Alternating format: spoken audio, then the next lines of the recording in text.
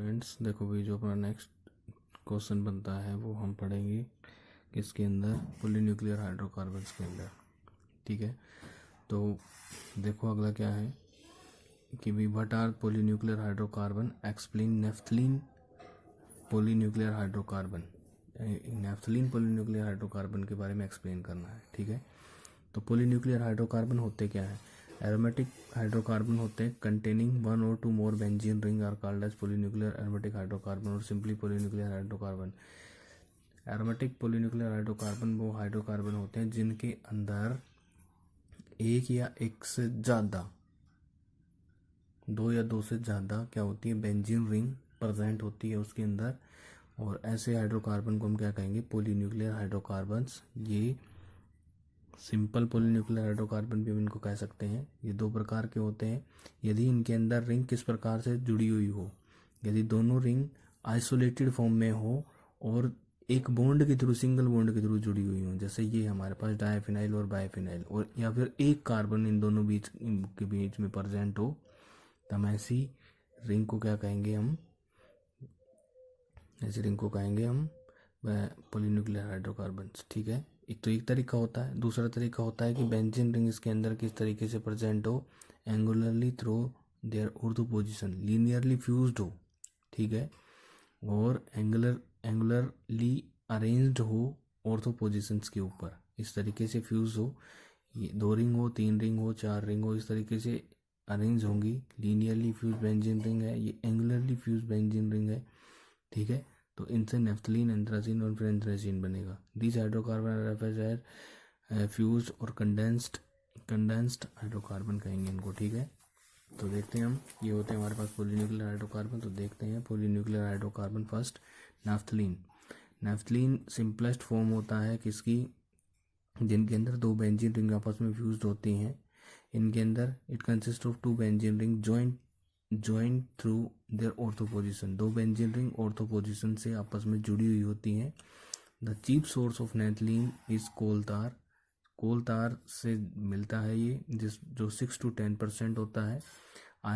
It is isolated from the middle fraction that is boiling point 443 to 503 kelvin, obtained by destructive distillation of coal tar. Coal तार का destructive distillation करवाते हैं eight 443 और 503 kelvin के ऊपर, तो हमें क्या मिलता है? नेफ्थलीन मिलता है। और स्मॉल क्वांटिटी के अंदर पेट्रोलियम ऑयल के अंदर भी प्रेजेंट होता है। ठीक है, आइसोलेशन किस तरीके से करते हैं? It is obtained large scale bye chilling the middle oil fraction when crude naphthalene is crystal out.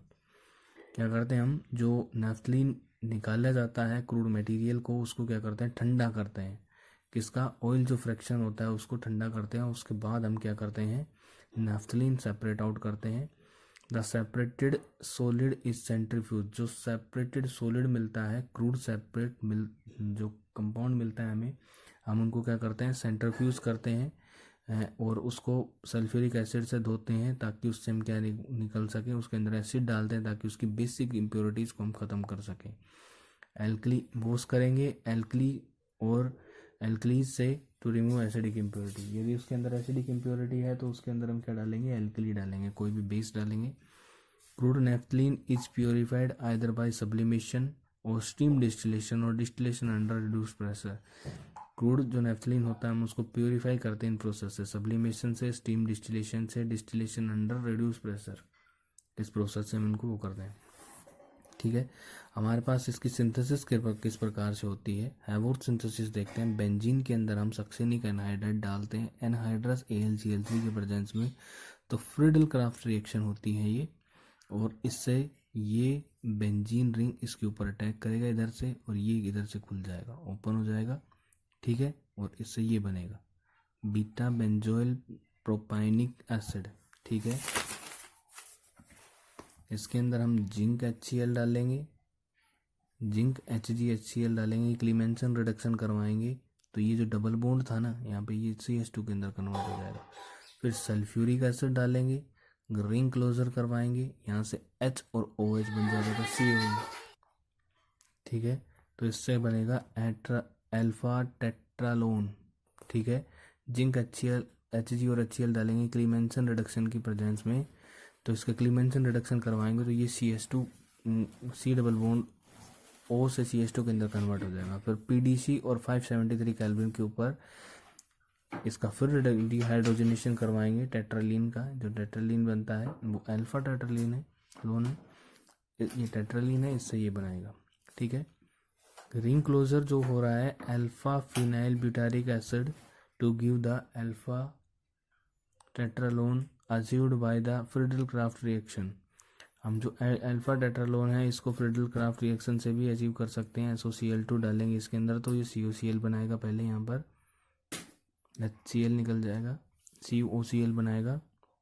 एनाइडर CaCl3 डालेंगे तो यहाँ पर से ये दोनों निकल जाएंगे। अल्फा टेट्रालोन इस तरीके से बन सकता है। इसके आगे फिर ये हम इसका रिडक्शन करवा देंगे, फिर उसके बाद ये बना लेंगे। ठीक है, अगला जो तरीका होता है वो होता है डील सैल्डर रिएक्शन से। डील सैल्डर रिएक्शन है साइक्लोहेक्सीन और 1,3-ब्यूटाडाइन, इसके साथ ये इसके ऊपर अटैक करेगा, इसके ऊपर ये इधर शिफ्ट हो जाएगा, डील सैल्डर रिएक्शन होगी, ये कंपाउंड बनेगा। NBS डालेंगे इसके अंदर, एन ब्रोमोसक्सिनामाइड, HNO की प्रेजेंस में तो ब्रोमीन लग जाएगा एलाइलिक पोजीशन के ऊपर। ठीक है, यहाँ पर एल्कोहलिक QH की प्रेजेंस में ये बन जाएगा एल्कोहलिक QH, और ये डालेंगे तो यहाँ पर ये बेंजीन के रूप में कन्वर्ट हो जाएगा, ये डबल बॉन्ड, ये डबल बॉन्ड। ठीक है, PDC डालेंगे तो ये इसको कन्वर्ट कर देगा, इसका रिडक्शन कर देगा, हाइड्रोजन को निकाल देगा दोनों को, इधर से ये डबल बॉन्ड, ये डबल बॉन्ड इसके अंदर कन्वर्ट कर देगा।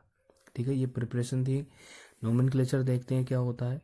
जो इसकी नेमिंग करते हैं, नंबरिंग करते हैं इस तरीके से 1 2 3 4 5 6 7 8 9 10। ठीक है, ऐसे ही ये दोनों पोजीशन अल्फा होती हैं, ये बीटा पोजीशन होती हैं। इसके अंदर 8 हाइड्रोजन एटम प्रेजेंट होते हैं, लेकिन सारे के सारे इक्विवेलेंट नहीं होते, केवल 1 4 5 8 वाले इक्विवेलेंट होते हैं। क्यों? क्योंकि ये next to the junction, ring junction के नेक्स्ट प्रेजेंट होते हैं। ये रिंग जंक्शन है, इसके जस्ट नेक्स्ट कार्बन के ऊपर प्रेजेंट होते हैं, इसलिए ये इक्विवेलेंट होते हैं। ये इक्विवेलेंट होते हैं ये, क्योंकि ये next carbon to the junction carbon present होते हैं। ठीक है, जैसे इसका नोमेनक्लेचर करेंगे तो ये अल्फा पोजीशन है, तो अल्फा क्लोरो नेफ्थलीन, या फिर 1 है ना वहाँ पे, तो 1 क्लोरो नेफ्थलीन आएगा। और ये सेकंड पे है तो बीटा नेफ्थोल बोल देंगे, या फिर 2 नेफ्थोल, ये 2,1,5 डायनाइट्रो नेफ्थलीन। ठीक है, इस तरीके से इनका नोमेनक्लेचर करेंगे। अब इनकी फिजिकल प्रॉपर्टी देखो आप। Naphthalene crystallise in colour shining plates crystal बनते हैं इनके, जिनका मेल्टिंग पॉइंट होता है 553 और बॉइलिंग पॉइंट होता है 491 केल्विन। इंसोल्युबल होते हैं वाटर के अंदर, लेकिन organic solvent like benzene ether के अंदर सोल्यूबल होते हैं। हाईली वोलेटाइल होते हैं, सब्लिमाइज होते हैं readily in on heating, and it has strong characteristics moth ball odour होता है इसके अंदर, इसकी स्मेल होती है। देखो आगे इसकी फिजिकल प्रॉपर्टी के बारे में, नहीं केमिकल प्रॉपर्टी के बारे में। केमिकल प्रॉपर्टी क्या होती है, नेफ्थलीन सिमिलर होता है, इसकी केमिकल रिएक्शन जो होती हैं बेंजीन की तरह होती हैं। ठीक है, और जो रेजोनेंस एनर्जी होती है, जो केमिकल बिहेवियर होता है वो बेंजीन की तरह होता है, और इसकी जो रेजोनेंस एनर्जी होती है वो 46 किलो कैलोरी होती है, किलोजूल पर मोल होती है। रेजोनेंस एनर्जी ऑफ नेफ्थलीन इतनी होती है, स्लाइटली जो लोअर होती है किससे, रेजोनेंस एनर्जी ऑफ बेंजीन से। रेजोनेंस एनर्जी कम होने की वजह से ये क्या करता है, इसकी रिएक्टिविटी ज़्यादा होती है, केमिकल रिएक्शन के अंदर ज़्यादा पार्टिसिपेट करता है। जिसकी रेजोनेंस एनर्जी ज़्यादा वो ज़्यादा स्टेबल।